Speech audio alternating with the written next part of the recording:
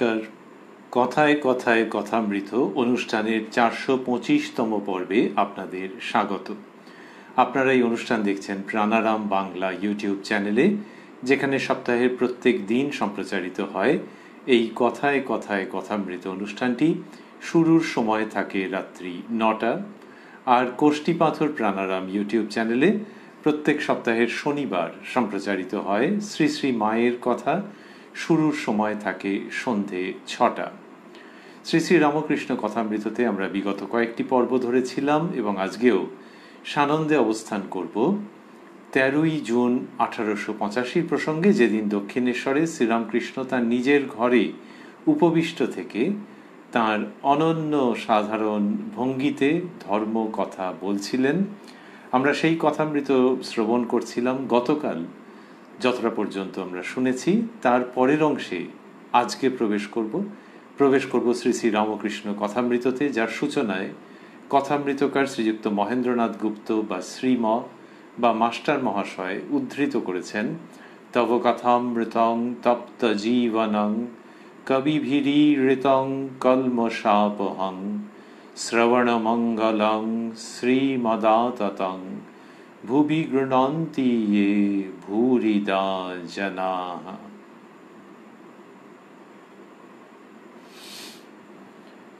শ্রীরামকৃষ্ণের ঘরে সেদিন উপস্থিত ভক্তদের অন্যতম ছিলেন কাপ্তেন অর্থাৎ শ্রীযুক্ত বিশ্বনাথ উপাধ্যায় মহাশয়। তার কথা আমরা আগে পেয়েছি। আজকে তার কথা দিয়েই প্রসঙ্গের শুরু হচ্ছে। কথামৃতকার লিখছেন, শ্রীরামকৃষ্ণ বলছেন কাপ্তেনের প্রতি, ব্রহ্মজ্ঞান হলে কতকগুলি লক্ষণে বোঝা যায়। শ্রীমদ্ ভাগবতে জ্ঞানীর 4টি অবস্থার কথা আছে। 1 বালকবৎ, 2 জড়বৎ, 3 উন্মাদবৎ, 4 পিশাচবৎ। 5 বছরের বালকের অবস্থা হয়, আবার কখনো পাগলের মতন ব্যবহার করে। তো জ্ঞানীর 4টি অবস্থার কথা শ্রীরামকৃষ্ণ বলছেন। অন্যত্র তিনি পরমহংসেরও 4টি অবস্থা এরকমই বলেছেন। সেই 4টি অবস্থা কি কি? বালকবৎ, জড়বৎ, উন্মাদবৎ, পিশাচবৎ।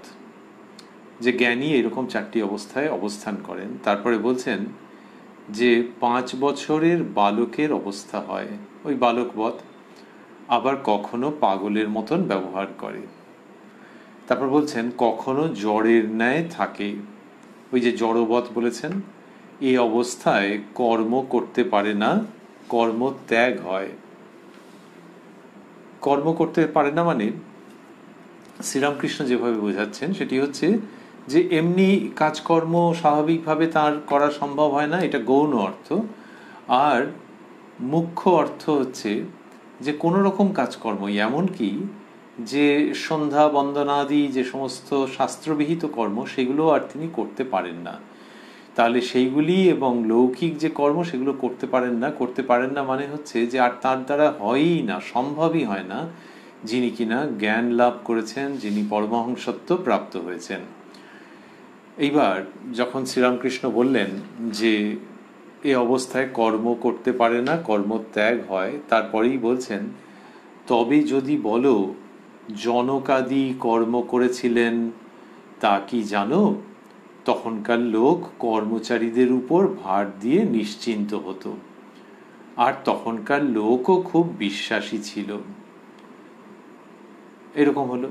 তা বলছেন জনক রাজা, তার মতো যারা জ্ঞানী আবার সংসারে রয়েছেন, তারা কি হচ্ছে যে তবে যদি বলো জনকাদি কর্ম করেছিলেন তা কি জানো? তা বলছেন যে কর্ম করেছিলেন মানে কি? তারা লোক দিয়ে, যে রাজকার্য যা করেছেন লোক দিয়ে করিয়েছেন। শ্রীরামকৃষ্ণ বলছেন তখনকার লোক কর্মচারীদের উপর ভার দিয়ে নিশ্চিন্ত হতো, আর তখনকার লোকও খুব বিশ্বাসী ছিল। তা সেই জন্য কর্মগুলো ওইভাবে হয়েছে, কিন্তু নিজে প্রত্যক্ষভাবে লিপ্ত থেকে কর্ম করা প্রায় সম্ভব হয়ে ওঠে না, এটি তিনি বলছেন। মাস্টারমশাই লিখছেন শ্রীরামকৃষ্ণ কর্মত্যাগের কথা বলিতেছেন, আবার যাহাদের কর্মে আসক্তি আছে তাহাদের অনাসক্ত হয়ে কর্ম করতে বলছেন। ওই যে কর্মচারীদের দিয়ে কাজ করিয়ে নেওয়া, তার মানেই হচ্ছে যে অনাসক্ত হয়ে কাজ করা, সেটা মাস্টারমশাই ব্যাখ্যা করে বলছেন খুব সংক্ষেপে। যে কর্মত্যাগ আর যাদের কর্মে আসক্তি আছে, আসক্তি যদি থাকে, ওই যে রাজকার্য তো ছেড়ে দিলেই পারতেন তিনি, না, তিনি রাজকার্যের মধ্যেও রয়েছেন কিন্তু আসক্তি শূন্য হয়ে সেটা কিভাবে লোকদের দিয়ে করছেন। এই যে বললেন যে আবার যাহাদের কর্মে আসক্তি আছে তাহাদের অনাসক্ত হয়ে কর্ম করতে বলছেন। তো এটা কিরকম দাঁড়ালো যে এমনিতে কর্মত্যাগের জন্য সচেষ্ট হতে হবে, যে যখন ঈশ্বরের প্রতি আকর্ষণ বাড়বে, ঈশ্বর সন্নিধানের জন্য ভিতরে যখন ব্যাকুলতা বাড়বে, আর যতক্ষণ আসক্তি রয়েছে ততক্ষণ প্রাণপণ চেষ্টা করতে হবে যে অনাসক্ত হয়ে কর্ম করতে বলা। আর তার মধ্যে জনক রাজার প্রসঙ্গটি এলো, যেখানে কিনা তিনি উপযুক্ত লোক দিয়ে কাজ করাচ্ছেন কিন্তু সরাসরি লিপ্ত হচ্ছেন না। মূল প্রসঙ্গ হচ্ছে যে কর্মের থেকে মন সরিয়ে নেওয়া এবং সেটি ঈশ্বরের দিকে এগিয়ে ভক্তির পথে যত মানুষ এগোবে তত এটি হবে। তাহলে ঈশ্বরের কাছেও প্রার্থনা করবে, নিজেও সব রকমভাবে চেষ্টা করবে যাতে কর্মের থেকে সে উঠে যেতে পারে। শ্রীরামকৃষ্ণ সেটাকে হঠাৎ করে করতে বলছেন না, বলেছেন অন্যত্র যে এখন এক হাতে কর্ম করো আর এক হাতে ঈশ্বরকে ধরে থাকো। তারপর বলেছেন যে তাঁর কৃপা হলে কি হবে, যে শেষে দু হাতেই তাকে ধরতে পারবে। এইটি প্রসঙ্গ। শ্রীরামকৃষ্ণ এখানে সেই কথা বলছেন। আমরা রয়েছি 13ই জুন 1885 প্রসঙ্গে দক্ষিণেশ্বরে। শ্রীরামকৃষ্ণ জ্ঞান হলে বেশি কর্ম করতে পারে না, আবারও সেই কর্ম করতে পারে না সেই জায়গাটাতে চলে আসছেন। অর্থাৎ তার দ্বারা হবেই না আর কর্ম, জাগতিক কর্ম সম্পাদন, এমনকি ওই শাস্ত্রবিহিত সন্ধ্যাদি কর্ম সেগুলো আর তিনি করতেই পারবেন না। তার শরীর মন এমনভাবে তৈরি হয়ে যাবে, এমনভাবে টিউনড হয়ে যাবে। যখন শ্রীরামকৃষ্ণ এটি বলেছেন তখন সেখানে উপস্থিত ত্রৈলোক্যবাবু কথা বলছেন। আমরা আগের দিন দেখেছি ব্রাহ্ম সমাজের শ্রীযুক্ত ত্রৈলোক্যনাথ সেন মহাশয় তিনি উপস্থিত ছিলেন। তো তিনি ত্রৈলোক্যনাথ সান্যাল মহাশয় উপস্থিত ছিলেন। তো তিনি কথা বলছেন, এখানে মাস্টারমশাই লিখছেন, ত্রৈলোক্য কেন, পওহারি বাবা এমন যোগী কিন্তু লোকের ঝগড়া বিবাদ মিটিয়ে দেন, এমনকি মোকদ্দমা নিষ্পত্তি করেন। শ্রীরামকৃষ্ণ: হ্যাঁ হ্যাঁ, তা বটে। দুর্গাচরণ ডাক্তার এত মাতাল, 24 ঘন্টা মদ খেয়ে থাকতো, কিন্তু কাজের বেলা ঠিক, চিকিৎসা করবার সময় কোনো রূপ ভুল হবে না। ভক্তি লাভ করে কর্ম করলে দোষ নাই, কিন্তু বড় কঠিন, খুব তপস্যা চাই। তা কি সুন্দর মানে বলার ভঙ্গি, এবং শিক্ষক, আচার্য, জগৎ গুরু তাঁর এই শিক্ষাদানের পদ্ধতি। যখন কিনা ত্রৈলোক্যবাবু বললেন যে পওহারি বাবা এরকম আছেন যে যোগী কিন্তু তিনি এইসব কর্মে এমনকি লোকের মোকদ্দমা নিষ্পত্তি করে দেন, শ্রীরামকৃষ্ণ বললেন না যে না না ওসব ছাড়ো, ওই উদাহরণ ছাড়ো। বললেন হ্যাঁ এরকম তো হতে পারে। উনি আরেকটা উদাহরণ সংযোজন করে দিলেন, বললেন ওই ডাক্তারের কথা বলে যে মাতাল 24 ঘন্টা মদ খেয়ে থাকতো কিন্তু কাজের বেলা ঠিক, চিকিৎসা করবার সময় কোনোরূপ ভুল হবে না। এইটি বলে তারপর বলছেন যে এটা শক্ত, এটা পারা যায় না, সহজে পারা যায় না। বললেন ভক্তি লাভ করে কর্ম করলে দোষ নাই, কিন্তু বড় কঠিন, খুব তপস্যা চাই। তার মানে হচ্ছে যে ওইটার কথা ভেবো না, ওইটা হচ্ছে বরং ব্যতিক্রমের প্রসঙ্গ, যেখানে কিনা ওই রকম কর্মের মধ্যে রয়েছেন জ্ঞান ভক্তি লাভের পর। অর্থাৎ বক্তব্যটি কোন দিকে যাচ্ছে? বক্তব্যটি সেই দিকেই যাচ্ছে যে কর্ম ত্যাগ করবার চেষ্টা করো। তাহলে এই যে দুর্গাচরণ ডাক্তার মাতাল কিন্তু তাও চিকিৎসা ভালো করছে, তাহলে সেই চিকিৎসা ছেড়ে দিয়ে ওইটাতেই থাকবে নাকি? তা শ্রীরামকৃষ্ণ সেটা বলছেন না। শ্রীরামকৃষ্ণ ওই উদাহরণটাকে দিয়েছেন যে মাতাল হলেও এরকম চিকিৎসার সময় তার কোনো ভুল হচ্ছে না। তেমনি ঈশ্বরীয় প্রেমে মাতাল হয়েও জগতের কর্ম করতে পারে, কিন্তু সেইটা আদর্শ নয়। তাহলে ওই উদাহরণটা ওইখান পর্যন্তই শেষ। এইবারে হচ্ছে যে ঈশ্বরীয় প্রেমে সম্পূর্ণরূপে মগ্ন হয়ে যাওয়া। তাও যদি কেউ ভাবেন যে ব্যক্তি ঈশ্বরীয় কর্মে মগ্ন হয়ে গেছেন তিনি যদি জাগতিক কর্ম যেগুলো করতেন আগে সেগুলোতে লোকের খুব উপকার হতো, তাহলে ঈশ্বরীয় প্রেমে মগ্ন হয়ে ওই কর্মগুলোও কি তার চলে যাবে? তাহলে লোকগুলোর কি হবে? শ্রীরামকৃষ্ণ বলছেন, যেটি শেখাচ্ছেন তিনি, তার অমীয় বাণী আমরা যা প্রাপ্ত হচ্ছি সেখানে কি পাচ্ছি, যে ওই জগতের উপকার করা এই চিন্তাটা তখন সেই মানুষের কাছে আর প্রাসঙ্গিক থাকবে না। ওইটাই একটা লক্ষণ। কেন? এই জন্য যে সেই মানুষ যত ঈশ্বরের দিকে এগোবেন, জ্ঞান ভক্তির দিকে এগোবেন, তত তার মনে হবে যে জগৎ একটা নিয়মে চলছে। সেই নিয়মটাকে আমি আবিষ্কার করে সেই নিয়মের মধ্যে আমি নিজেকে ফেলে দিয়ে সেই নিয়মের সঙ্গে এক তানে ধ্বনিত হয়ে জীবনানন্দ অনুভব করব, উপভোগ করব। এইবার সেই যে নিয়ম, সেটিকে ধরতে পারা, পরমার্থকে প্রাপ্ত হওয়া, তখন আগে যেটা ছিল যে এই লোকগুলোর উপকার আমি করছি, এই ভাবটা, সেই ভাবটাই আর দানা বাঁধবে না। তাহলেও তো ওই লোকগুলোর তো অকল্যাণ হয়ে যাবে। না না, ওই লোকগুলোর যে কল্যাণ হচ্ছিল এই লোকটির দ্বারা, সেটা কি একেবারে সৃষ্টির প্রথম থেকেই হচ্ছিল নাকি? তাহলে একটা সময়ে হয়েছে, তার মানে সেই জগৎ কারণের ইচ্ছাতেই হয়েছে। সুতরাং তার ইচ্ছা যদি থাকে তাহলে কারো না কারোর দ্বারা উপকার হবে। কিন্তু এই ঘুড়ি লক্ষ্যের মধ্যে একটা দুটো যে কেটে যাচ্ছে, এইটিকে বোঝো, দেখো, আনন্দ করো, অনুপ্রাণিত হও। সুতরাং সেই লোকগুলোর কল্যাণ স্তব্ধ হয়ে গেল, এটা ভাববার কোনো কারণ নেই। আরেকটি হচ্ছে, যে মানুষ এটি করছিলেন তার তো কল্যাণের একটা ইচ্ছা ছিল, সেই ইচ্ছাটাও নষ্ট হয়ে যায় না। সেই মানুষ যদি ঈশ্বরে লীন হয়ে যান, তাহলে সেই যখন লীন হচ্ছেন তখন তার ইচ্ছা মাত্র জগতের যে কত উপকার হবে তার কে হিসাব করবে। সুতরাং এইগুলো সম্পূর্ণ প্রসঙ্গের মধ্যে রয়েছে। তাই কেউ যদি ঈশ্বরীয় প্রেমে মগ্ন হয়ে যান এবং তখন যদি জগৎ তার ভুল হয়ে যায়, তাহলে জগতের কল্যাণ স্তব্ধ হয়ে গেল, এইরকম ছেলে মানুষই বুদ্ধি করবার কিছু নেই। শেষ পর্যন্ত যেটি থাকছে সেটি হচ্ছে যে শ্রীরামকৃষ্ণের ওই যুক্তি যে এই মানুষ অন্যের উপকার আর করছে না, নিজে বুঁদ হয়ে আছে, এটার মধ্যে যদি তাও কারো খচখচ করে যে নিজের আনন্দে বুঁদ হয়ে গেল, তখন শ্রীরামকৃষ্ণ বলছেন যে এই আনন্দে বুঁদ হয়ে যাওয়া মানে কি? এটা হচ্ছে সেই অবস্থা যখন নিজের দেহ পর্যন্ত ভুল হয়ে যায়। নিজের দেহ পর্যন্ত ভুল হয়ে যায় ঈশ্বরীয় প্রেমে। হয়তো রোগা হয়ে গেছে, কিন্তু দেহের প্রতি আর মন নেই, ঈশ্বরীয় প্রেমে সে মগ্ন, এবং সে জানছে দেহ তো এক সময় যাবেই, তার আগে এই জীবনের উদ্দেশ্য যেটা সেটা সাধন করে নিতে হবে। নিজের দেহ যার ভুল হয়ে যাচ্ছে তার সম্বন্ধে আর ওই সব যুক্তি খাটে না যে ওই লোকগুলোর উপকার বন্ধ হয়ে গেল ইত্যাদি। আর সেই সঙ্গে ওই বড় যে সত্য যে ঈশ্বরের ইচ্ছাতেই সব হচ্ছে, এটিকে মনে রাখা, এই শ্রীরামকৃষ্ণের সামূহিক দর্শন।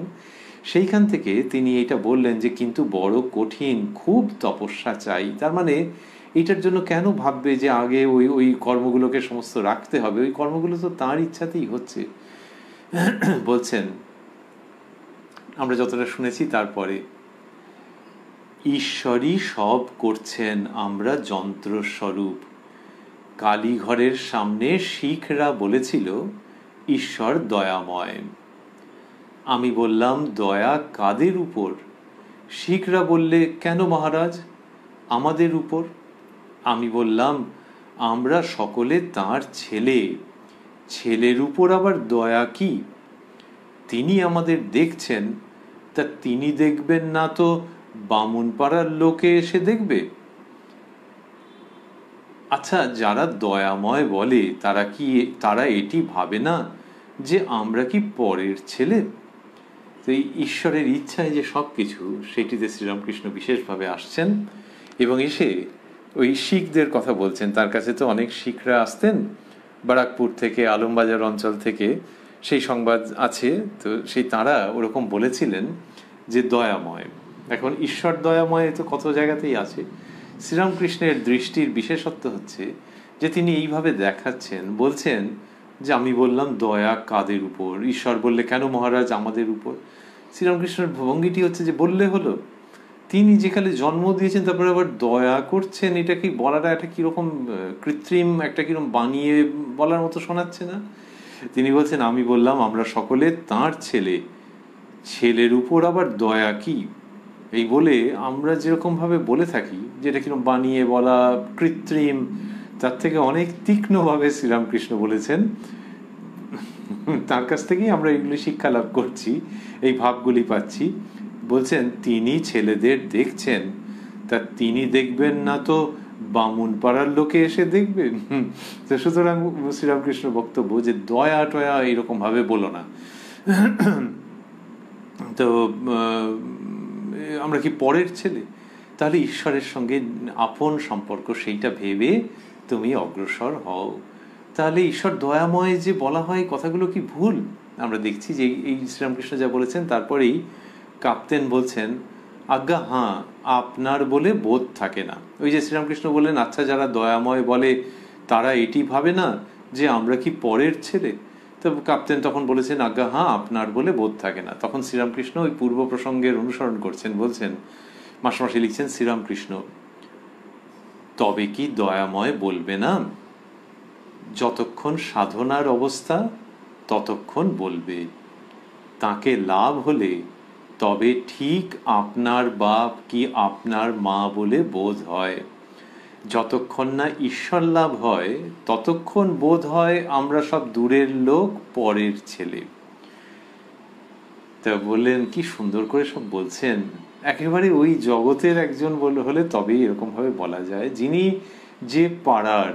শ্রীরামকৃষ্ণ এই শব্দটিকে ব্যবহার করেছেন বিভিন্নভাবে, আমরা সেইটিকেই ভাবছি যে যিনি যে পাড়ার, যিনি যে জগতের, যিনি যে মানসিকতার, যিনি যে রাজ্যের, তিনি সেখানকার কথা যেভাবে বলতে পারেন সে তো অন্য রকম। এখানে বললেন যে দয়াময় কখন বলবে ঈশ্বরকে? যতক্ষণ সাধনার অবস্থা, ততক্ষণ মনে হচ্ছে যে তার দয়াতেই সব। তাকে লাভ হলে তবে ঠিক আপনার বাপ কি আপনার মা বলে বোধ হয়। তাহলে এটা শ্রীরামকৃষ্ণ যে বলছেন। আর তারপর বললেন, যতক্ষণ না ঈশ্বর লাভ হয় ততক্ষণ বোধ হয় আমরা সব দূরের লোক, পরের ছেলে। তাহলে তাকে লাভ হলে কি হয় সেটা এখন বলছেন কেন? সে এখন তো মানুষ দয়াময়ই বলবে, যে কিনা পায়নি ঈশ্বরকে, যে বিশাল জনগোষ্ঠী, তো তারা তো ঈশ্বরকে দয়াময়ই বলবে। হ্যাঁ, সেটা তো নিজেই তিনি বললেন। তাহলে পরের কথাটা বললেন কেন? বললেন দুটি কারণে। একটি হচ্ছে যে ওই আনন্দপূর্ণ অবস্থাটা সৃষ্টি হয়, যে তিনি নিজের সবচেয়ে নিজের এই আনন্দপূর্ণ অবস্থাটার সৃষ্টি হয় খবরটা দিয়ে দেওয়া। আরেকটি হচ্ছে যে সেই সঙ্গে ওই খবর দিয়ে দেওয়ার সঙ্গে কোনটি, যে মানুষের একটা বিরাট উৎসাহ হবে যে আচ্ছা এটা শেষে হয় জানা থাকলে মানুষের পক্ষে ভালো হয় যে শেষে এরকম আছে, এই সংবাদটা দিয়ে দেওয়া। কিন্তু তার আগে তুমি দয়াময় বলো, কিন্তু একটু মাঝে মাঝে ভেবো যে দয়াময় বলে যে মাথা নিচু করে অবনত হয়ে কেমন কেমন একটুখানি কাঁচুমাচু হয়ে বলছো, পাশাপাশি এটা ভেবো যে তিনি তো একেবারে নিজের জন, সেটার একটু আভাস পাচ্ছ না? শ্রীরামকৃষ্ণ সেই জায়গাটাতে আনছেন। তাহলে ভগবানকে নিজের জন এরকম তো মনে হয়ই, কিন্তু মানুষ তো মাঝে মাঝে সেটা থেকে বিচ্যুত হয়ে যায়। শোক, তাপ, বিপদ এই সমস্ত যখন আসে তখন ভাবে যে তিনি এটা কি করলেন ইত্যাদি। সেই জীবন সমস্যার সমাধান করা, সমীকরণ সেটি নিরসন করা, অনিশ্চয়তার অপনয়ন করা, এ তো সহজ কথা নয়। সেই সমস্ত সময় মানুষ একটু বিভ্রান্ত হয়ে যেতে পারে যে কি হলো তাকে আপনার জন বলে মনে হচ্ছে কিনা। তাহলে সত্যি সত্যি তিনি যে আপনার জন, সুখে দুঃখে তাকে আপনার জন বলে মনে হচ্ছে কিনা সেটা তো একটু দূরের পথ অনেক ক্ষেত্রেই। তো সেখানে শ্রীরামকৃষ্ণ বলছেন যে এইটাকে একটু মাঝে মাঝে মনের মধ্যে একটু নেড়ে চেড়ে নাও না, মনের মধ্যে একটুখানি ভাবো না যে এরকম আছে, তাহলে এটা দেখবে কিরকম হয়। যে একটু যেন টেস্টটা ধরিয়ে দেওয়া যে এরকম আছে, আর শেষে গেলে দেখবে একদম তিনি নিজের বাবা মা এটা দেখবে। তাহলে একজনের যার বাবা মা রয়েছেন, সেই মানুষ যদি কোথাও শোক পান কোনো কারণে যদি বিফল মনোরথ হন, কোনো কারণে যদি খুব বিষণ্ণ হন, তিনি কি এসে বাবা মাকে একবারে ভীষণ রকমের এটার জন্য চার্জ করেন? বরং তিনি বাবা মায়ের কাছে এসে বসলে একটু হয়তো মনটা জুড়োয়। তা বাবা মা সমাধান করে দিয়েছে নাকি? দেয়নি, কিন্তু মনটা জুড়োয় ঈশ্বরের কাছে সেই রকম। এই রে, সেটা কি করে হলো? ঈশ্বর তো সর্বশক্তিমান, সর্বশক্তিময়ী ঈশ্বর বা ঈশ্বরী, যে তাঁদের কাছে বসে মন জুড়বে, এর থেকে বেশি তাদের ভূমিকা নেই। ওই সাধন অবস্থায় সেই ভূমিকাটার কথা মনে পড়ে, সেইভাবেই মানুষের চলে যে তিনি সব কিছু করতে পারেন, কিন্তু তারপর ধীরে ধীরে ধীরে ধীরে ওই পরিবর্তনটা হতে থাকে যে হ্যাঁ তিনি সবকিছু করতে পারেন, তিনি সবকিছু করেন, কিন্তু তার সঙ্গে সম্পর্কটা হচ্ছে নিজের বাবা মায়ের মতো। এবং তখন তার কাছ থেকে ওই রকম চাহিদা, জাগতিক সবকিছু ঠিক করে দেওয়ার চাহিদা, সেই চাহিদাটা কমতে কমতে কমতে কমতে একেবারে চলে যায়। তখন মনে হয় তার কাছে বসে থাকা, তার সান্নিধ্য লাভ করা, তাহলেই সব কিছু, জগৎ কাঁচকলা কিচ্ছু করতে পারবে না যতক্ষণ এইখানে আছি। ভয় দেখাস নে আমায় সমন, আছি আমি মায়ের কোলে। সমন মানে মৃত্যু। তাহলে মৃত্যু কি হবে না নাকি? না, মৃত্যু তো হবেই, দেহের মৃত্যু তো আছেই, কিন্তু বি ভেরি কেয়ারফুল। ওইটার জন্য যে আমাকে ভয় দেখাবে সেটা হবে না, কারণ বিহোল্ড আমি মায়ের কোলে আছি। তাহলে মা কি তাহলে মৃত্যু নিবারণ করলেন না? করলেন না, সে প্রসঙ্গই আসছে না। কিন্তু মায়ের কোলে আছি যখন, আমি সব দিক দিয়ে নিশ্চিন্ত। খবরদার সমন, তুমি আমাকে ভয় দেখি না, ভয়ে দেখাস নে আমায় সমন, আছি আমি মায়ের কোলে। শ্রীরামকৃষ্ণ সেটি আনছেন প্রসঙ্গ, এবং সেই অপূর্ব সত্যের আভাসকে উপস্থাপন করছেন যে ঈশ্বরকে ওই মা বাবা, বাপ মা বলে বোধ হবে যখন, তখন ওই রকম তাকে লাভ হলে তবে ঠিক আপনার বাপ কি আপনার মা বলে বোধ হয়, এটি বললেন। বলে আমরা যতটা শুনেছি, তারপরে বলছেন সাধনাবস্থায় তাকে সবই বলতে হয়। হাজরা নরেন্দ্রকে একদিন বলছিল, এইবার শ্রীরামকৃষ্ণের অস্বস্তির জায়গা, অভিযোগের জায়গায় তিনি আসছেন। প্রথমে বললেন সাধনাবস্থায় তাকে সবই বলতে হয়, যে ঈশ্বরের সঙ্গে কথা বলতে হয়, তাকে কাছে সবকিছু জানাতে হয়। তাহলে পরে জানাতে নেই, যখন কারোর অদ্বৈত বোধ হয়ে যাচ্ছে, তার সঙ্গে এক হয়ে যাচ্ছে, সেটা আলাদা, কিন্তু তার আগে তাকে সবই জানাতে হয়। এরকম বললেন, সাধন অবস্থায় তাকে সবই বলতে হয়। বলতে হয় মানে দুটো আর কি, তার সঙ্গে মেন্টালি শেয়ার করতে হয়, আর তাছাড়া হচ্ছে ওই যে ঈশ্বর দয়াময়, এইগুলো সব ঠিক আছে সাধন অবস্থায়। এইবার অসুবিধার কথা বলছেন। হাজরা নরেন্দ্রকে একদিন বলেছিল ঈশ্বর অনন্ত, তার ঐশ্বর্য অনন্ত, তিনি কি আর সন্দেশ কলা খাবেন না গান শুনবেন, ওসব মনের ভুল। নরেন্দ্র অমনি 10 হাত নেবে গেল।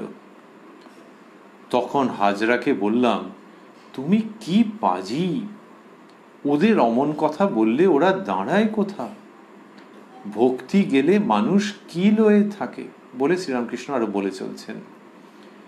যখন হাজরা মহাশয় বলেছেন যে ঈশ্বর অনন্ত, তার ঐশ্বর্য অনন্ত, তার মানে হচ্ছে যে তাকে আর ভোগ নিবেদন করবার কিছু মানে হয় না, তাকে গান শোনানো, এই সমস্ত এগুলো মনের ভুল, অর্থাৎ বিরাট যেন অদ্বৈতবাদী সেই রকম ভাবে হাজরা মশাই বলেছেন। তো তার কি সেই অবস্থাটা লাভ হয়েছে? হয়নি তো। কিন্তু ওরকম বলে সুখ।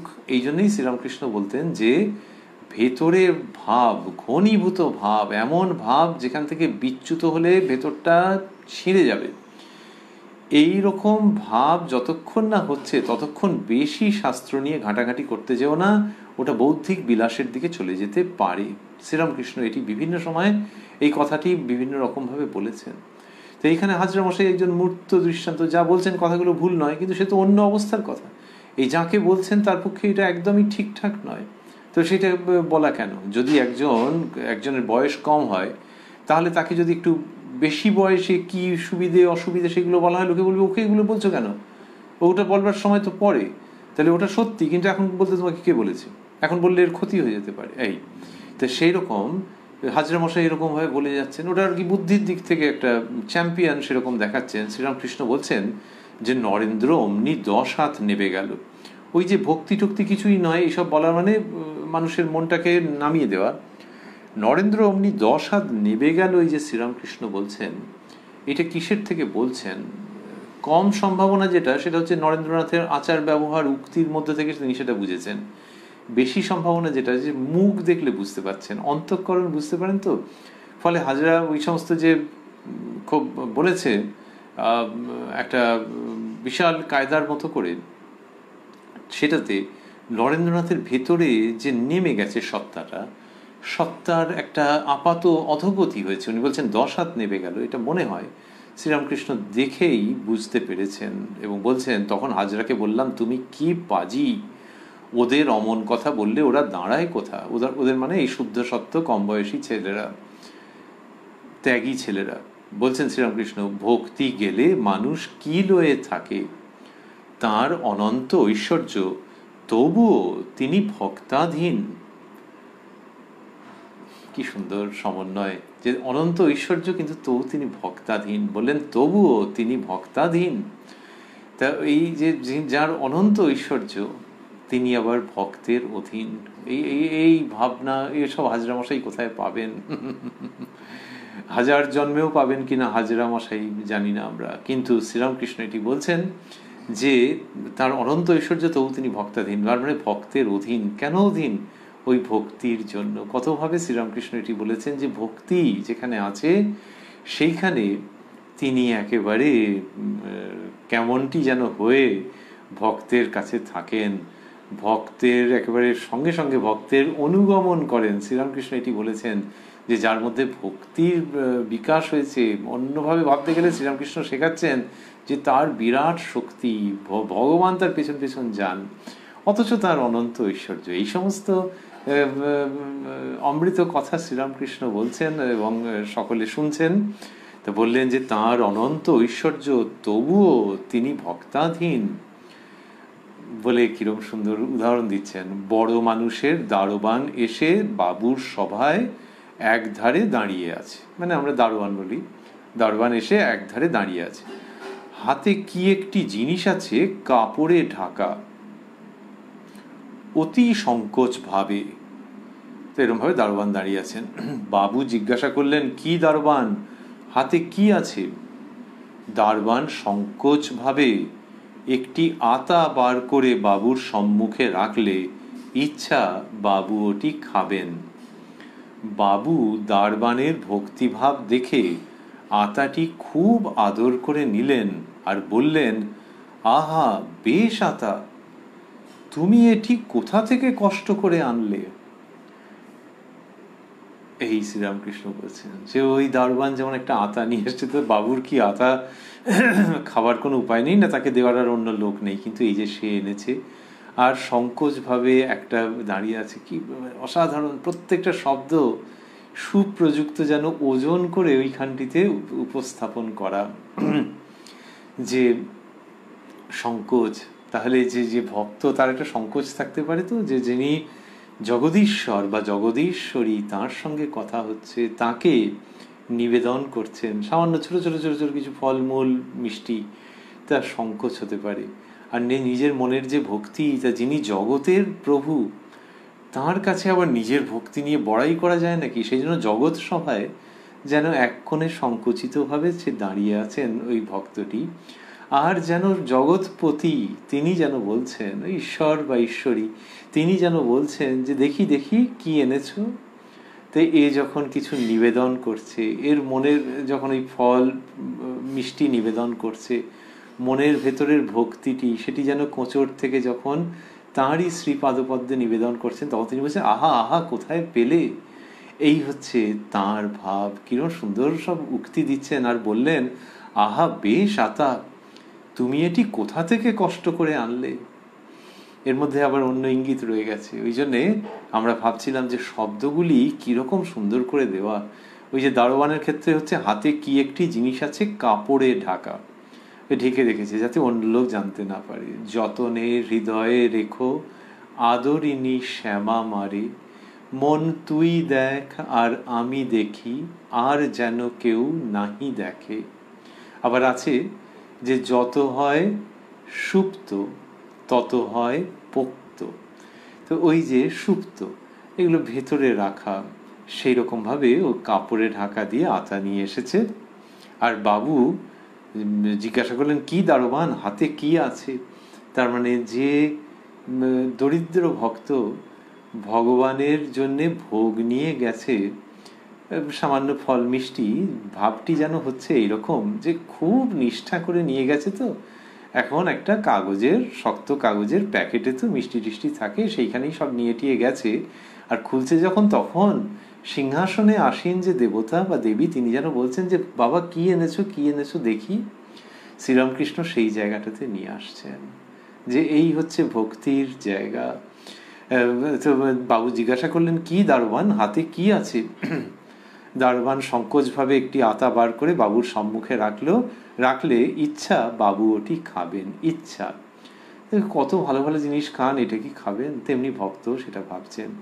তখন বাবু দারোয়ানের ভক্তিভাব দেখে আতাটি খুব আদর করে নিলেন। তাহলে ওই যে কোন প্যাকেটে নিয়ে গেছো, কোন দোকানের মিষ্টি, কোন বাজার থেকে আনা ফল, অত উনি দেখেন না, দেখেন যে কতটা ভক্তি মিশিয়ে দিয়েছে। ভক্তির আস্বাদনটাই প্রধান। তা বাবু দারবানের ভক্তিভাব দেখে আতাটি খুব আদর করে নিলেন আর বললেন, আহা বেশ আতা, তারপরেও আছে, তুমি এটি কোথা থেকে কষ্ট করে আনলে? তার মানে এই যে ভক্তিভাব, সেটাও তো তার পেছনে একটা সাধনা আছে। এ কত বিচার করেছে, এর মধ্যে বৈরাগ্য আছে, ছোট বয়স থেকে যেসব বিষয়ে আসক্ত ছিল সেগুলোকে ত্যাগ করেছে, মাঝে মাঝে মন ওদিকে যেতে চেয়েছে। রথের ওপরে যিনি রথী, তিনি যেরকম চাবুক মেরে ঘোড়াকে ঠিক পথে রাখেন, এও সেরকমভাবে মনকে ঠিক পথে অগ্রসর করিয়েছে, রথকে ঠিক পথে অগ্রসর করিয়েছে। এর সাধনা আছে। এইরকমভাবে সংকোচ করে কাচুমাচু হয়ে দাঁড়িয়ে আছে, বা ওই সংকোচ করে মিষ্টির বাক্সটা খুলছে, কিন্তু এর সাধনা আছে। তুমি এটি কোথা থেকে কষ্ট করে আনলে বাবু? এইরকম বলছেন শ্রীরামকৃষ্ণ। বলে চলছেন, তিনি ভক্তাধীন। দুর্যোধন অত যত্ন দেখালে আর বললে এখানে খাওয়া দাওয়া করুন। ঠাকুর কিন্তু বিদুরের কুটিরে গেলেন। ঠাকুর, তারপর মাস্টারমশাই বন্ধনের মধ্যে দিয়েছেন, বন্ধনীর মধ্যে শ্রীকৃষ্ণ। ঠাকুর কিন্তু বিদুরের কুটিরে গেলেন। তিনি ভক্তবৎসল, বিদুরের সাকান্ন সুধার ন্যায় খেলেন। তো এই দেখাচ্ছেন যে তিনি ভক্তবৎসল বলে, যে দুর্যোধন ওই সমস্ত যত্ন করেছে আর বলছে এখানে খাওয়া দাওয়া করুন, তিনি এসব বলেছেন, কিন্তু শ্রীকৃষ্ণ গেছেন বিদুরের কুটিরে। বলছেন শ্রীরামকৃষ্ণ, তিনি ভক্তবৎসল, বিদুরের সাকান্ন সুধার ন্যায় খেলেন। এই হচ্ছে ভক্তি। ওই শাক ভাত দিয়েছেন, কিন্তু ওই ভক্তি, আহা ওর আস্বাদন। সেই জন্য ভগবান সেইখানে ঘুরে ফিরে গিয়ে উপস্থিত হন। শ্রীরামকৃষ্ণ এইসব শেখাচ্ছেন। পূর্ণজ্ঞানীর প্রসঙ্গ চলছিল, সেখান থেকে শ্রীরামকৃষ্ণ বলছেন এরপরেই, পূর্ণজ্ঞানীর আর একটি লক্ষণ পিশাচবৎ। খাওয়া দাওয়ার বিচার নাই, সূচি অসুচির বিচার নাই। পূর্ণ জ্ঞানী ও পূর্ণ মূর্খ দুইজনেরই বাহিরের লক্ষণ এক রকম। তা বললেন পূর্ণজ্ঞানীর আরেকটি লক্ষণ পিশাচবৎ। আগে আমরা পেয়েছি, আজকে প্রথমের প্রসঙ্গের শুরুর দিকে বললেন, শ্রীরামকৃষ্ণ বলছেন খাওয়া দাওয়ার বিচার নাই, সূচি অসুচির বিচার নাই। তো পূর্ণজ্ঞানীর ক্ষেত্রে এগুলো কিছু অ্যাপ্লাই করে না, এগুলো প্রাসঙ্গিক নয় তার ক্ষেত্রে। খাওয়া দাওয়ার বিচার নাই, যে কোনো রকম কিছু খেয়ে ফেলছেন, সূচি অসুচির বিচার নাই। তো এইরকম তার হচ্ছে, তার মানে যে এবারে অসুচি বস্তুই খাচ্ছেন তা নয়, কিন্তু ওরকম কোনো বিচার নেই। এখন কেউ যদি ভাবেন যে একজন সাধু, তার খাওয়া দাওয়ার নানা রকমের বিচার আছে, টাইমিং আছে, ইত্যাদি ইত্যাদি, তিনি কি খাবেন না খাবেন, এবং আমাদের শাস্ত্রে আছে তো যে কোন খাদ্যে সত্ত্বগুণ বাড়ে আর কোন খাদ্যে সেটি প্রতিহত হয়। তো সাধু মানুষ, তিনি সেই রকমভাবে সতর্ক থাকছেন, সূচি অসুচি সতর্ক আছেন। কিন্তু সেইগুলি করা কি জন্য? ওই সূচি অসুচির ব্যাপারে একটা পারফেকশনের জন্য, খাওয়া দাওয়ার ব্যাপারে একটা সেই ডায়েট চার্টের মতো একটা পারফেকশনের জন্য না, এগুলো পদ্ধতি। কিন্তু এর মাধ্যমে কি? এর মাধ্যমে তাকে প্রাপ্ত হওয়া। এইবার যখন তাকে প্রাপ্ত হচ্ছেন, তখন আর এই নিয়মগুলো তার ক্ষেত্রে খাটছে না। তখন দেখা গেল যে অন্য যেগুলো অন্যদের খাওয়া বারণ, সেরকম একটু কে একটা দিয়েছে, উনিও খেয়ে নিয়েছেন, ওনার কোনো আসক্তি নেই, কিন্তু বললেন যে ভাবছেন যে দিয়ে দিয়েছে ফিরিয়ে দেবো, আচ্ছা খেয়ে নিলাম। অথবা অজান্তে খেয়েছেন, জানতেন না যে ভাতের মধ্যে একটুখানি এটা ওটা মেশানো আছে, নানান রকম। তো সে খেয়ে ফেলেছেন, খেয়ে ফেলে এবারে কি সে তাক করে লাফিয়ে উঠবেন আর সেই ব্যক্তিকে ভীষণ রকমের বকাবকি করবেন তা নয়, দিয়েছে। কিন্তু এইটা হচ্ছে সেই অবস্থায় যখন ওইটা অতিক্রম করে গেছেন, যখন জ্ঞানীর অবস্থা। শ্রীরামকৃষ্ণ বলছেন পূর্ণ জ্ঞানীর একটি লক্ষণ, খাওয়া দাওয়ার বিচার নাই, সূচি অসুচির বিচার নাই। পূর্ণ জ্ঞানী ও পূর্ণ মূর্খ দুইজনেরই বাহিরের লক্ষণ এক রকম। পূর্ণ জ্ঞানী হয়তো গঙ্গা স্নানে মন্ত্রপাঠ করলে না, ঠাকুর পূজা করবার সময় ফুলগুলি হয়তো একসঙ্গে ঠাকুরের চরণে দিয়ে চলে এলো, কোনো তন্ত্রমন্ত্র নাই, কোনো তন্ত্রমন্ত্র নাই। তো বলছেন যে গঙ্গা স্নান করতে গেছেন, গিয়ে মন্ত্রপাঠ করলেন না। পূর্ণজ্ঞানী যখন এরকম করছেন, ঠাকুর পূজা করবার সময় ফুলগুলি হয়তো একসঙ্গে ঠাকুরের চরণে দিয়ে চলে এলো, লোকে অবাক হয়ে যাবে যে কি এক এক করে মন্ত্র পড়ে তা না একসঙ্গে দিয়ে এলো। কোনো তন্ত্রমন্ত্র নাই। তো এই যে মাঝখানে কিছু মন্ত্রতন্ত্র যে পড়বেন সেসব কিছু ব্যাপার নেই, এটা পূর্ণজ্ঞানীর লক্ষণ। তারপরে বলছেন, যতদিন সংসারে ভোগ করবার ইচ্ছা থাকে ততদিন কর্ম ত্যাগ করতে পারে না। যতক্ষণ ভোগের আশা ততক্ষণ কর্ম। তা বলছেন যে সংসারে যতক্ষণ ভোগ করবার ইচ্ছে থাকছে ততক্ষণ কর্মত্যাগ করতে পারে না, যতক্ষণ ভোগের আশা ততক্ষণ কর্ম। তাহলে এই যে ভোগ যতক্ষণ ভাবছে যে ভোগটা করতে চাইছে, কেন চাইছে? ভাবছে তার মধ্যে দিয়ে শান্তি হবে, আনন্দ পাবে, এইটা ভাবছে যে এইটা করলে এইটা হবে। হ্যাঁ, যে লোকে যেরকম বলে নানান রকম ভোগ্য বস্তু, যে সেটা পাওয়া মানে ভালো, ব্যাস নিশ্চিন্ত। এইটা বুঝলে এটা আছে প্ল্যান, ওইটা করে ওইটা হয়ে গেলে আগামী এই কয়েকটা বছরের মধ্যে ব্যাস নিশ্চিন্ত। এই যেটা ভাবছে, ওই ভোগ থেকে কর্মগুলো হচ্ছে। এখন এটাকে নিয়ে আলাদা করে একটু বিচারের মুখে ফেলে দেওয়া কেন? সেটা এই জন্য, এই যে নিশ্চিন্ত কি সত্যিই হতে পারছে না। তো ওই যখন ওর নিশ্চিন্ত ভাবলো সব হয়ে গেল ওই কাজটা, তারপর আবার একটা চিন্তা এসে গেল, বললো দাঁড়াও, এইটা এই ক মাসের মধ্যে এটা সমাধান করে নিতে হবে, নাহলে এটা বড্ড চিন্তা দিচ্ছে গো, এটা সমাধান করে নিলে ব্যাস নিশ্চিন্ত। এই করে ভোগের থেকে কর্ম পরপর, ভোগের ইচ্ছা থেকে কর্ম পরপর চলে আসছে।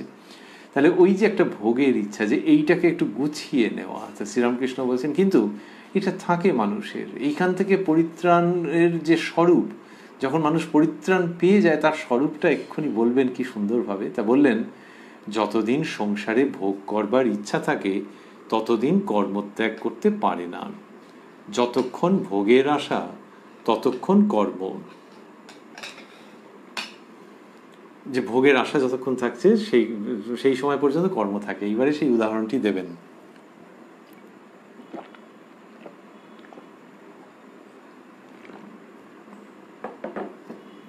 বলছেন তিনি,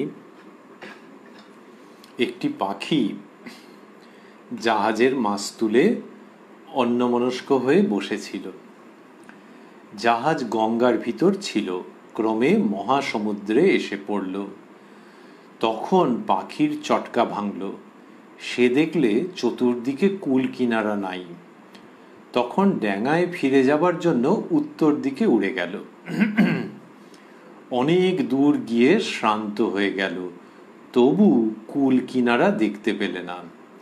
তখন কি করে? ফিরে এসে মাস্তুলে আবার বসল। অনেকক্ষণ পরে পাখিটা আবার উড়ে গেল, এবার পূর্ব দিকে গেল। সেদিকে কিছুই দেখতে পেলে না, চারিদিকে কেবল অকুল পাথার। তখন ভারী পরিশ্রান্ত হয়ে আবার জাহাজে ফিরে এসে মাস্তুলের উপর বসল। অনেকক্ষণ জিরিয়ে একবার দক্ষিণ দিকে গেল, এই রূপে আবার পশ্চিম দিকে গেল।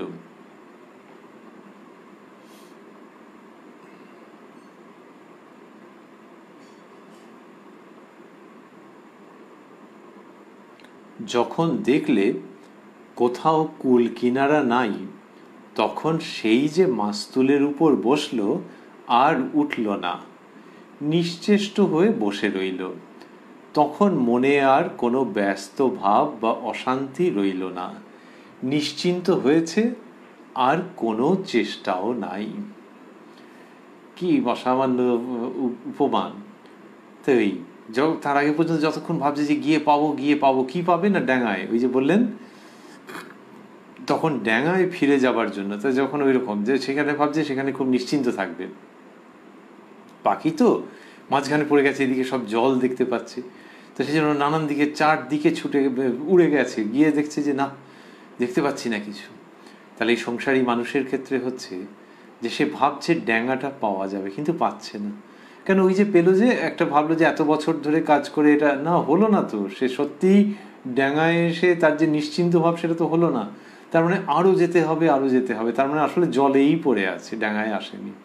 এইরকম যত রকম ভাবে চেষ্টা করছে, সে দেখছে যে ওই অনন্ত জলরাশি, জলে পড়ে থাকা যাকে বলে সেইটা। এইবার যদি তার নিশ্চিন্ত ভাব এসে যায়, তাহলে শ্রীরামকৃষ্ণ এইগুলোকে কোনোভাবে তিনি ক্রিটিসাইজ করার মতো করে বলছেন না, সমাজ শুধু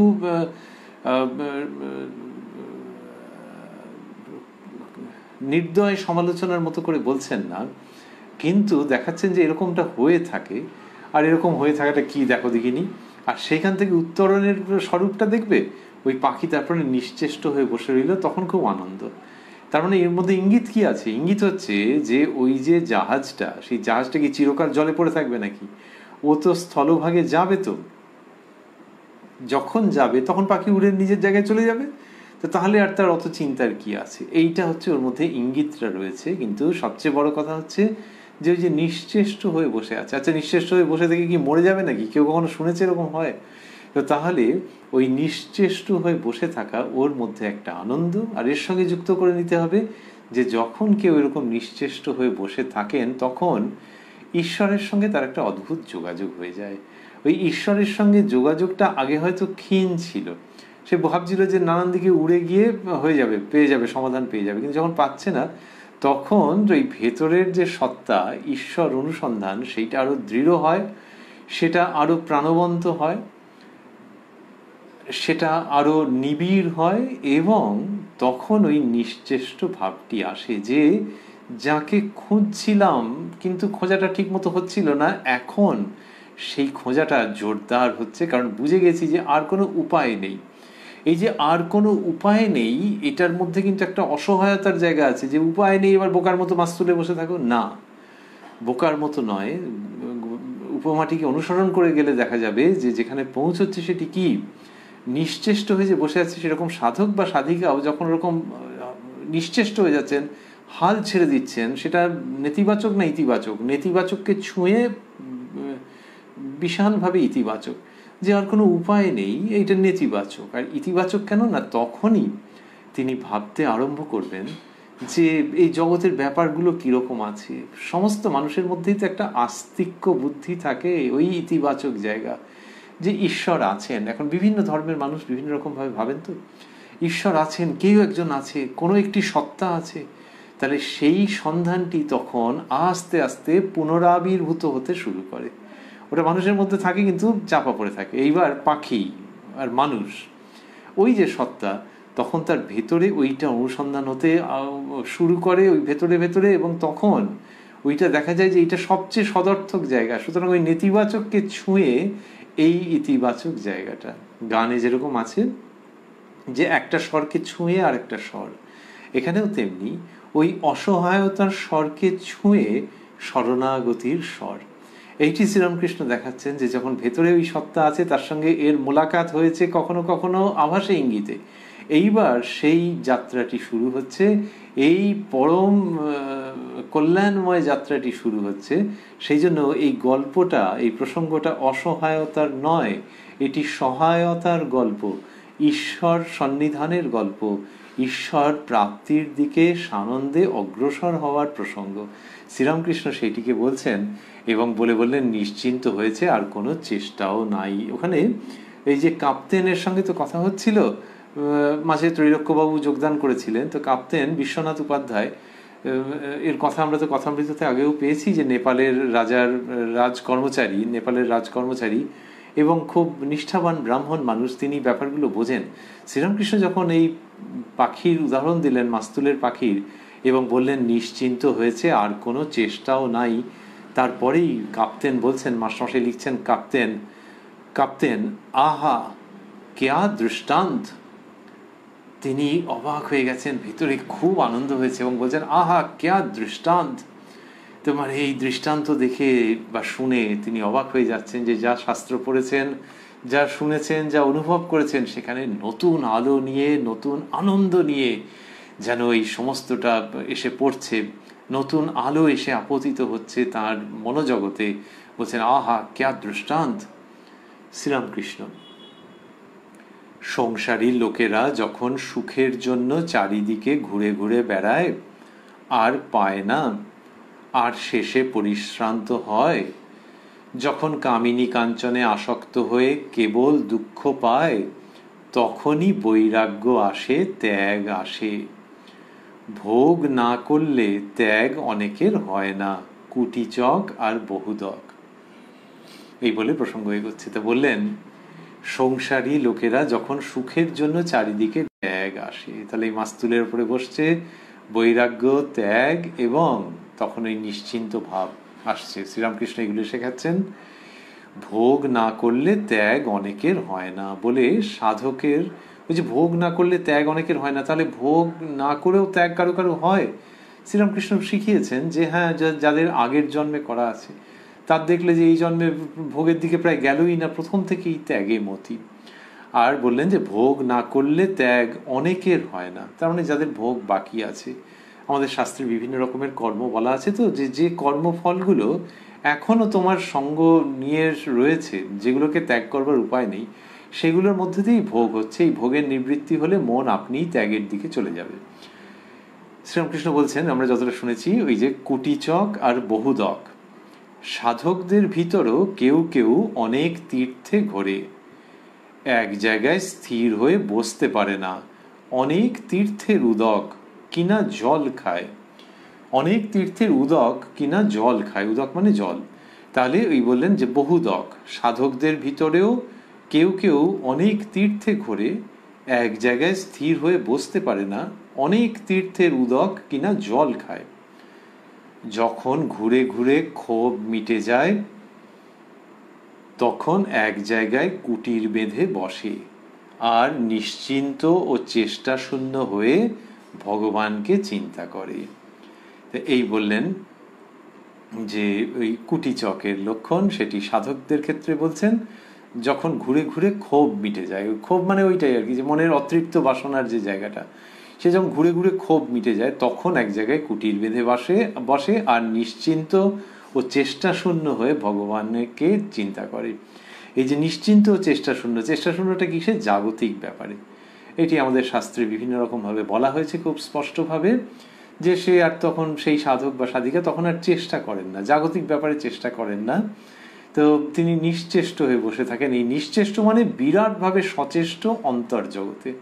সেটি শ্রীরামকৃষ্ণ নিয়ে আসছেন, শেখাচ্ছেন কুটিচক এর কথা উল্লেখ করে। তারপর বলছেন, কিন্তু কি ভোগ সংসারে করবে, কামিনী কাঞ্চন ভোগ সে তো ক্ষণিক আনন্দ, এই আছে এই নাই। প্রায় মেঘ ও বর্ষা লেগেই আছে, সূর্য দেখা যায় না। দুঃখের ভাগই বেশি, আর কামিনী কাঞ্চন মেঘ সূর্যকে দেখতে দেয় না। কি অসামান্য! বলছেন যে ভোগ কি করবে, ওই যে ভোগের প্রসঙ্গ এনেছেন, তো তারপরেই ভোগ নিবৃত্তির মহামন্ত্র কি প্রসন্নতার সঙ্গে স্বাভাবিক ভঙ্গিতে উচ্চারণ করছেন, যাতে মানুষের কল্যাণে সেটি খুব স্বচ্ছন্দভাবে গৃহীত হতে পারে বিভিন্ন ব্যক্তির দ্বারা। যে এই যে প্রসঙ্গ বলছেন, এর যে ট্রান্সমিশন এক জায়গা থেকে আরেক জায়গায়, সেটা একদম এফর্টলেস, ফ্ললেস, ফ্রিকশনলেস, আনইভেন্টফুল। যে এই শ্রীরামকৃষ্ণ ত্যাগের কথা বলছেন, কি ভঙ্গিটা কিরকম, যে সেটা গিয়ে কোথাও গিয়ে ঠক্কর খাচ্ছে না, যে একজন ব্যক্তি এরকম ভাবেন, সেইখানটা গিয়ে ওটা আঘাত লাগলো এবং সেই ব্যক্তি বলল না এটা তো ঠিক মিলছে না, এরকম হবে না। এত এর মধ্যে পেলব যুক্তি আছে, যুক্তি, কিন্তু সেটা আহত করছে না। বলছেন, কিন্তু কি ভোগ সংসারে করবে, কামিনী কাঞ্চন ভোগ সে তো ক্ষণিক আনন্দ, এই আছে এই নাই। এটা আর কোনো প্রাপ্তবয়স্ক মানুষকে বুঝিয়ে দেওয়ার অপেক্ষা রাখে না যে ওটা কি ধরে রাখা যায়। বলছেন এই সময়ে যখন এটি সকলে শ্রবণ করছেন, সেই সময়ে এই উদাহরণ যেন আরো বেশি খাটছে। বলছেন, প্রায় মেঘ ও বর্ষা লেগেই আছে, সূর্য দেখা যায় না। তো বঙ্গে বর্ষাকালে তখন আর এটা কে না জানে, প্রায় মেঘ ও বর্ষা লেগে আছে, যেখানেই হোক না কেন, বর্ষাকালে আরো যেন বুঝতে সুবিধে। প্রায় মেঘ ও বর্ষা লেগেই আছে, সূর্য দেখা যায় না। দুঃখের ভাগই বেশি, তাহলে ওই যে মেঘ বর্ষা, সেই জন্য সূর্য দেখতে পাওয়া যাচ্ছে না। তো সেই রকম ভাবেই যে কামিনী কাঞ্চন বললেন, আর কামিনী কাঞ্চন মেঘ সূর্যকে দেখতে দেয় না। তাহলে কামিনী কাঞ্চন মানে ওই ছেলে মেয়ে সকলে মিলে যেরকম ভাবে বুঝবে যে কাঞ্চন এবং কামনা এই তো ব্যাপার। এবং কামনার ক্ষেত্রে হচ্ছে ইংলিশে বলা হয় অপোজিট সেক্স, এই সবটা মিলেই তো প্রসঙ্গ, যে সবচেয়ে তীব্র ওইখানটাতে। সেইটা তো মানুষের মনকে যখন ওরকমভাবে করে রেখে দিয়েছে, আচ্ছন্ন করে রেখে দিয়েছে, তো সেই কামিনী কাঞ্চন মেঘ সূর্যকে দেখতে দিচ্ছে না, সত্য সূর্যকে দর্শন করতে দিচ্ছে না। আর এই কামিনী কাঞ্চন মেঘ, এই কামিনী কাঞ্চনটাকে মেঘ বলা হচ্ছে কেন? তো ভালো, তো যদি কেউ ভাবে বেশ উপভোগ্য বলে, উপভোগ্য তো থাকছে না কেন? ও তো মনের মধ্যে যেন আরো যন্ত্রণার সৃষ্টি করছে, আরো অগ্নিকে সূচিত করছে। তো এই যখন এর নিবৃত্তি হচ্ছে না, বরং মনকে আগুন দিয়ে জ্বালিয়ে দিচ্ছে, ওই তখন সূর্যকে দেখতে পাচ্ছ না, সারাটা দিন কেমন যেন একটা হয়ে আছে সেই মেঘের মতো। যদি খুব থাকতো যে এটাকে তুমি চিরকাল বজায় রাখতে পারবে, তাহলে আর এই উদাহরণ দেওয়া হতো না। তো সুতরাং সেই মেঘ, আর সেই মেঘ কি করছে? সূর্যকে দেখতে দিচ্ছে না। এখানে হচ্ছে যে দেখো কার কি ক্ষমতা। মেঘ যদি ভাবা যায় প্লেন মেঘের মধ্যে দিয়ে চলে যায়, তো মেঘ কি একটা টেরিবল কিছু? তা তো নয়। কিন্তু তোমার কাছে দেখো সেই সূর্যকে দেখতে দিল না। তাহলে মেঘ যেটা কিনা সাধারণ, আর উড়ে উড়ে উড়ে উড়ে চলে যায়, কোথাকার মেঘ কোথায় চলে যায়, কিন্তু তোমার ক্ষেত্রে দেখো সে সূর্যকে আটকে দিল, তোমার কিছু ক্ষমতাই হচ্ছে না। এটা কি অদ্ভুত ব্যাপার। সেই রকম আমাদের শাস্ত্রে উদাহরণ দেওয়া হয়েছে যে একটা আঙুলকে নিয়ে এসে যদি চোখের সামনে রাখো, ব্যাস আর কিছু দেখতে পাচ্ছ না। মনির সামনে একটা আঙুলকে নিয়ে এলে, বা দুটো মনির সামনে দুটো আঙুলকে দিলে দেখি কিচ্ছু দেখতে পাচ্ছ না। তো এই আঙুল ছোট্ট, তো সেটা দিয়ে দূরের জিনিস কাছে জিনিস কিছু দেখতে পাচ্ছ না। এই ছোট দিয়ে সমস্ত জগৎটাকে প্রতিহত করে দেওয়া গেল। তবে হ্যাঁ, আঙুলকে সরিয়ে দেওয়াটাও আবার সোজা। সেই রকম কামিনী কাঞ্চন মেঘ, বি ভেরি কেয়ারফুল। এটা নিয়ে খুব সহজ ব্যাপার ভেবো না। তবে হ্যাঁ, যদি তোমার মনের মধ্যে উদ্যম থাকে, তখন এই মেঘ সরে যাবে এবং তখন দেখবে যে হ্যাঁ, একেবারে ডেডলি যে তা নয়, কিন্তু তার আগে পর্যন্ত সতর্কতা দরকার এবং প্রচেষ্টা দরকার। এটা নারী পুরুষ সকলের জন্য শ্রীরামকৃষ্ণের এই বাণী। বললেন যে আর কামিনী কাঞ্চন মেঘ সূর্যকে দেখতে দেয় না।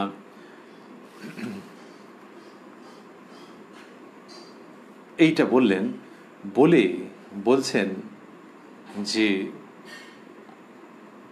কেউ কেউ আমাকে জিজ্ঞাসা করে, মশায় ঈশ্বর কেন এমন সংসার করলেন? আমাদের কি কোনো উপায় নাই? আমি বলি, উপায় থাকবে না কেন?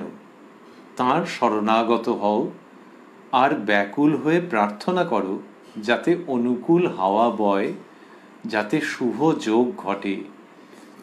ব্যাকুল হয়ে ডাকলে তিনি শুনবেনই শুনবেন। এই যে কথা শ্রীরামকৃষ্ণ বলছেন, এটি তিনি নিয়ে এলেন যে কেউ কেউ আমাকে জিজ্ঞাসা করে। তাহলে সেদিনকে কেউ জিজ্ঞাসা করেননি, কিন্তু শ্রীরামকৃষ্ণ বলছেন। কেন বলছেন? তিনি তো এই ধর্মদান করতেই এসেছেন। ধর্মদান একটা শব্দ, তাই বাংলায় ধর্ম, ইংলিশে রিলিজিয়ন, আবার কেউ সংস্কৃত হয়ে বলবেন যে অধ্যাত্ম বিদ্যা, এটা বললে ভালো হয়। ঠিক আছে, নানান রকম হলো। ব্যাপারটা কি? ব্যাপারটা হচ্ছে সেইটি যার দিয়ে জীবনের যন্ত্রণার নিবৃত্তি হয় এবং চিরন্তন আনন্দের সন্ধান পাওয়া যায়, যেটি কিনা সত্যি সম্ভব। তো সেই যে বস্তু, সেটা শ্রীরামকৃষ্ণ তো দিচ্ছেন যে কিভাবে সেটা হবে। তাই ওই 13ই জুন 1885-তে সরাসরি কেউ প্রশ্ন না করলেও তিনি বলছেন। এর থেকেই বোঝা যায় যে ভগবান স্বয়ং কথা বলছেন মানুষের কল্যাণের জন্য। যে আজকে কেউ জিজ্ঞেস করেনি, কিন্তু জানো কেউ কেউ বলেন। এইটা শ্রীরামকৃষ্ণ বলছেন। তিনি নিজে কিচ্ছু চান না মানুষের কাছ থেকে। কে তাকে কত টাকা প্রণামী দিচ্ছে? যারা রসদদার, তারা ওই কোনো কাজের জন্য দিয়েছেন। শ্রীরামকৃষ্ণ কলকাতায় যাবেন, গাড়ি ভাড়ার ব্যবস্থা করে দিয়েছেন। কলকাতায় যে তিনি যাচ্ছেন, ভক্তদের বাড়িতে গিয়ে ঈশ্বরীয় প্রসঙ্গ হচ্ছে। তো ওই শ্রীরামকৃষ্ণ কারোর কাছে কিছু চাইছেন না। মাস্টারমশাইয়ের কাছে একটা জামা এনে দিতে বলছেন, যেরকম টাইপের জামা, একটু অর্ডিনারি কোয়ালিটির কাপড়, তার থেকে একটু ফাইন কাপড় নিয়ে গেলে সেই জামা নিতে চাইছেন না। তো এই যে তিনি বলছেন, বোঝাই যাচ্ছে যে জগতের মানুষের মতো বসে রয়েছেন, কথা বলছেন, কিন্তু আসলে সেই ইন্দ্রিয়াতীত মহানন্দময় জগতের সন্ধান দিতে চাইছেন। সেই তিনিই বললেন, কেউ কেউ আমাকে জিজ্ঞাসা করে। ওই গল্পের ভঙ্গি, কথায় কথায় কথামৃত, সেইটার মধ্যে দিয়ে বলছেন, বোঝাই যাচ্ছে যে সেই দিনের এবং অনাগত কালের অগন্তি মানুষের জন্য এইসব প্রসঙ্গের অবতারণা করা। কেউ কেউ আমাকে জিজ্ঞাসা করে, মশায় ঈশ্বর কেন এমন সংসার করলেন? আমাদের কি কোনো উপায় নাই? বলেই বলছেন, আমি বলি, উপায় থাকবে না কেন, তাঁর শরণাগত হও আর ব্যাকুল হয়ে প্রার্থনা করো যাতে অনুকূল হাওয়া বয়, যাতে শুভ যোগ ঘটে। ব্যাকুল হয়ে ডাকলে তিনি শুনবেনই শুনবেন। শুভ দৃষ্টি লোকে শুনে অভ্যস্ত, শ্রীরামকৃষ্ণ বললেন শুভ যোগ ঘটে। এই সংসারের চেনা জানা শব্দগুলোকে শ্রীরামকৃষ্ণ কিরকম একটা অমৃতময় ব্যঞ্জনায় ঊর্ধ্বে উত্তোলিত করছেন সকলের কল্যাণের জন্য। তো সেটাই তার একটা অপূর্ব ব্যাপার। এমনিতে লোকে ওই যে বলা হচ্ছিল যে ভগবানকে কিছু নিবেদন করছেন, তো ভগবানকে নিবেদন করছেন যখন, তখন যেরকম হয় যে চেনা চেনা বস্তুগুলো কিন্তু দেখো যখন ভগবানকে নিবেদিত হচ্ছে, ভগবানের কাছে নিবেদিত হচ্ছে, তখন সে কিরকম কিরকম হয়ে যাচ্ছে পুরো ব্যাপারটা। সেই রকম চেনা চেনা শব্দগুলো যেন, শুভ কথাটাও জানা, যোগ কথাটাও জানা, শ্রীরামকৃষ্ণ কিরকম সুন্দর করে দুটোকে টেনে দিলেন। এই শব্দটিকে পাচ্ছি আমরা, যাতে শুভ যোগ ঘটে। শুভ দৃষ্টির সঙ্গে মিল আছে এবং সেটা চলে যাচ্ছে ওই উচ্চতায় যে ঈশ্বরের সঙ্গে শুভ যোগ, শুভ দৃষ্টি। বলছেন আমি বলি উপায় থাকবে না কেন, তাঁর শরণাগত হও আর ব্যাকুল হয়ে প্রার্থনা করো যাতে অনুকূল হাওয়া বয়, যাতে শুভ যোগ ঘটে। ব্যাকুল হয়ে ডাকলে তিনি শুনবেনই শুনবেন।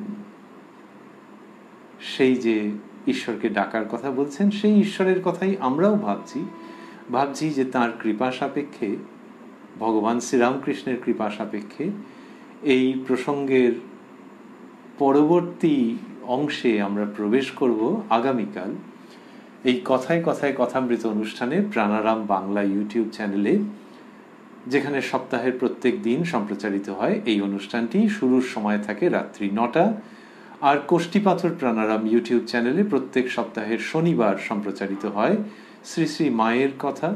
শুরুর সময় থাকে সন্ধে 6টা।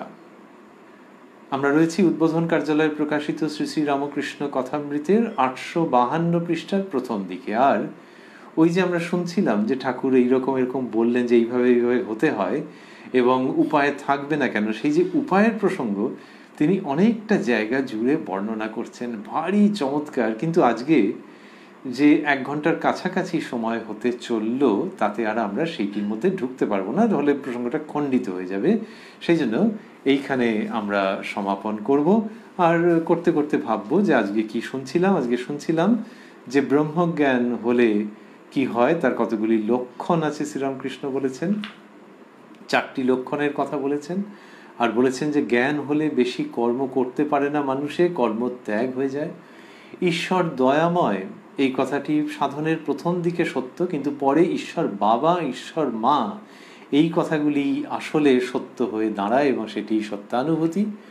আর বলেছেন যে ভক্ত যে এটা নিয়ে থাকে, সেই জায়গাটাকে বলেছেন যে ভক্তের যে ভক্তি, সেটার বিরাট গুরুত্ব আছে, সেটার ঈশ্বরের কাছে অন্য রকমের মূল্য আছে। ঈশ্বর সেটির প্রত্যাশী থাকে, যেমন বাবু, দারোয়ান এবং একটি আতা, যেটি সামান্য কিন্তু অসামান্য। পূর্ণজ্ঞানীর লক্ষণ আরও বলেছেন, ওই যে পিশাচবধ লক্ষণ, এইগুলি সব বলেছেন, যে সূচি অসুচির বিচার নাই। আর তারপরে বলেছেন ঈশ্বরের উপরে নির্ভর করে, তাঁর চিন্তা করে নিশ্চিন্ত হয়ে বসে থাকা। আর শেষের দিকে আমরা যেটি শুনছিলাম সেটি হলো যে ওই যে পাখি যে উড়ে উড়ে যাচ্ছে নানান দিকে, মাস্তুলের পাখি, সেই মাস্তুলের পাখি উড়ে টুড়ে যে যাচ্ছে, কিন্তু কিসের জন্য যাচ্ছে? ওই নানান রকম মনের মধ্যে আছে ভোগ বাসনা। আর এই ভোগ বাসনা তো কামিনী কাঞ্চন নিয়ে, এ তো মেঘের মতো গো, এর ঠিক নয়, এটা সূর্যকে ঢেকে দিচ্ছে। এইটি বলতে বলতে শ্রীরামকৃষ্ণ বলেছেন যে কেউ কেউ আমাকে জিজ্ঞাসা করে যে আমাদের কি কোনো উপায় নাই, বলে সেই উপায়ের কথা বলতে তিনি শুরু করছেন। এই জায়গাটি পর্যন্ত আমরা শুনেছি।